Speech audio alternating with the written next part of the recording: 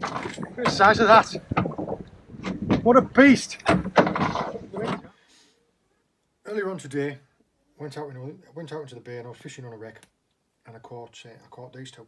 It's a nice pollock and a nice ling. Now, this is going to be part of a catch and cook.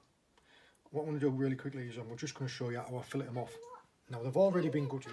You can see there, look, I've already gutted them, washed them out. Now,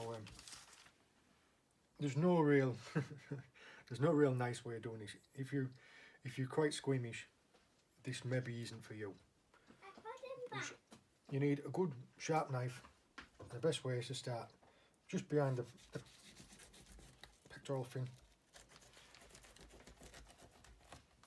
and run right up behind the head like that. Now, you will get to a point where you hit the spine. That's good, that's where you want to be. Then underneath there, if you can see, there's a hard bone there. You need to run along that.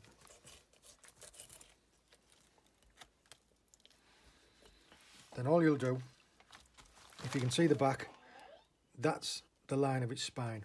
You want to put the knife in and work your way down that line.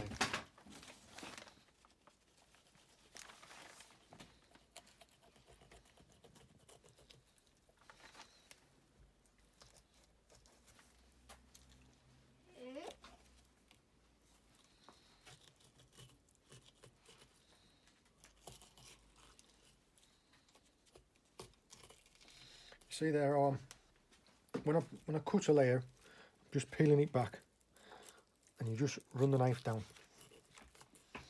Now, you can see where the body cavity goes there. There is a rib cage here that you will hear the knife hit against. There, that's hitting against bone. When you get to here, you'll be able to push the knife all the way through and just cut down like that.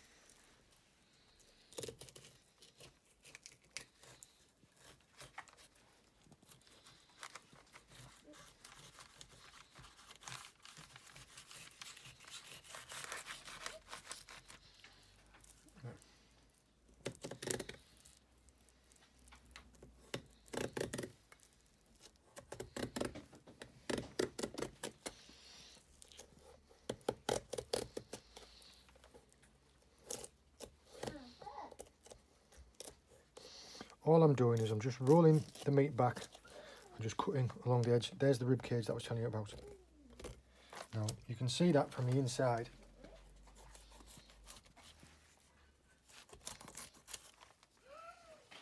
There. There's the rib cage.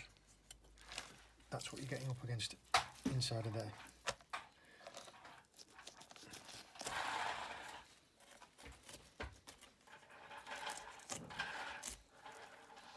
Now,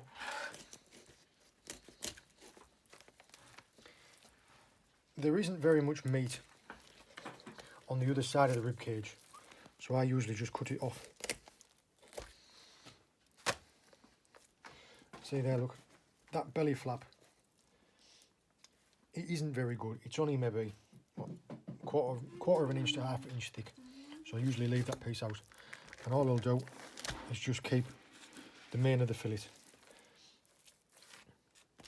Once you've taken one side, all you do is you just flip it over and do the exact same thing on the other side. Now, when you get to here, there are little tiny bones. But the easiest way to deal with those is if you just cut down one side of them, like that, and then cut down the opposite side.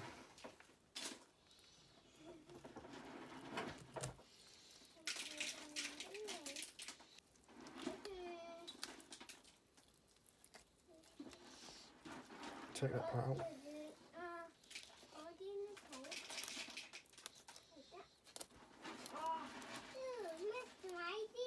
Now, that strip that was down the middle is what's got all the bones in. So now that piece there has got no bones in. Right, I'm taking off the other side of the pollock, and like that, that's how the bones are supposed to come out. So there, that fillet off the other side of the pollock. I've left the belly skirt on, you can see, which was there This is the main steak that was here, and the rest of the tail. So that's both sides of the pollock done. Now, as you can see, do it right, there's nothing really left. Some people like to take the cheeks as well, but it's a lot of hassle for not an awful lot of meat. You can see there, look, I've taken the skin off that fillet, and all you do is start at one end and just work your way along, keeping the knife straight, and that's what it should be like.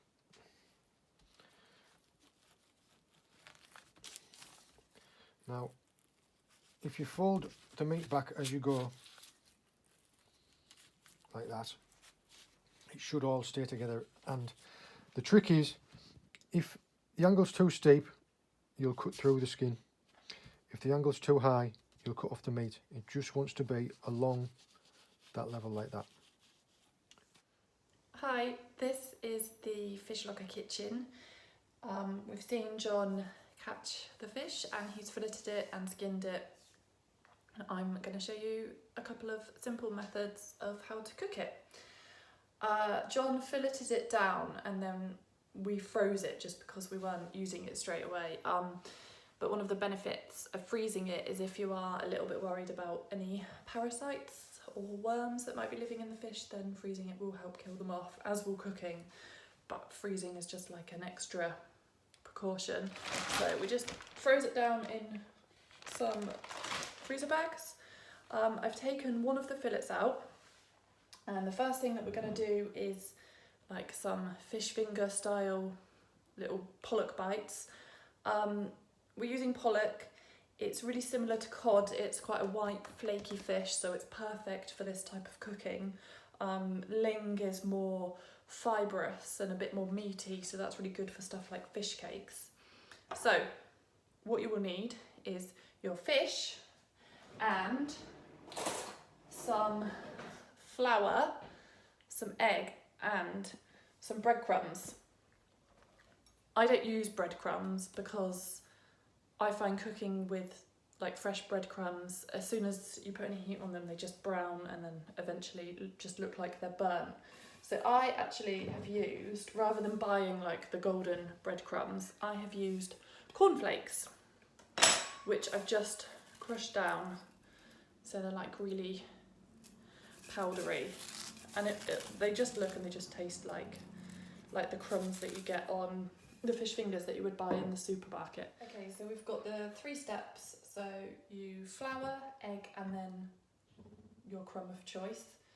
So I've just cut one of the fillets, there's still a part one there, some of the fillets down into little fish finger / bite-sized pieces. So you roll it in the flour, roll it in the egg, and then into the crumbs. Make sure it's well coated. There we go. So I'm just going to keep doing that until they're all done, and then we're going to bake them in the oven for probably about 15 minutes.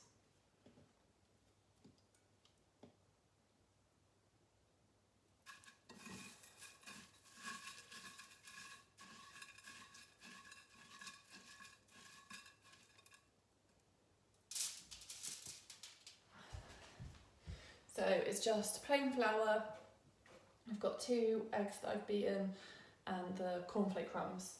So into the flour, coat the fish all over, same with the egg, and then make sure you get a good covering with your coating. Okay, so another really quick method of cooking is just to oven bake it. This I'm going to do in a foil parcel. So you just lay your fillet out on the foil, and then you can add in pretty much whatever you want. So I'm going to put in a little bit of chopped up onion, or you could use like whole cloves of garlic.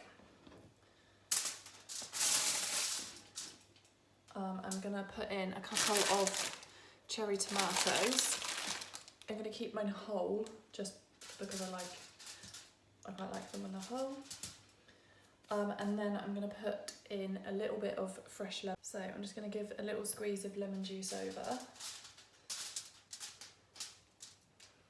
And then I'm going to pop in a couple of lemon wedges to bake it with. I'm going to give it a little season with salt and pepper. You could add in any other flavours that you wanted, like some chilli flakes or some fresh chilli, some paprika or something.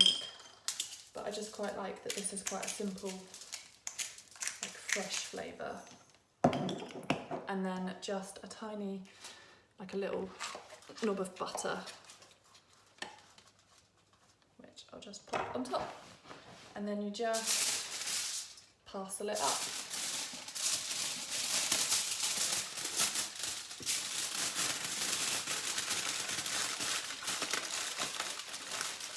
So you don't want to like fold the foil down flat on the fish. You want a little bit of steam to be able to move around to make sure it cooks nice and evenly.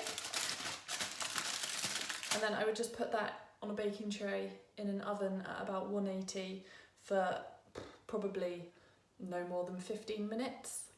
So we'll get this cooked and we'll get our fish fingers cooked and we'll have a look at how they turn out. I also kept some of the fillets whole and didn't do them all like fish fingers, but I've done them in the same flour, egg, and then coated them, and I'll just bake those in the oven the same.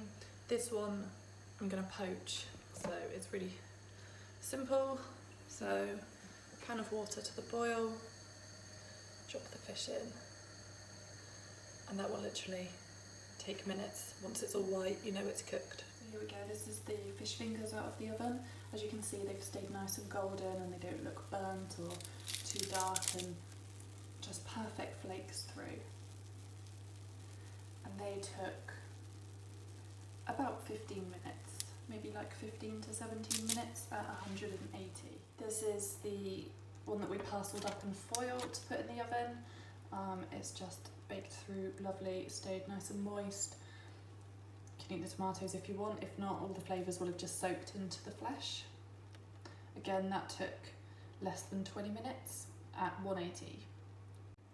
There we go, so we have got our baked fish, our poached fish, we have our fish fingers and the larger fillets that were both done, flour, egg, and then coated in crushed up cornflakes, or you can use breadcrumbs, served with bread, butter and tartar sauce. I hope these methods were easy to follow. I hope you pick up some fish that are worthy of cooking, and we'll see you again next time. Thank you.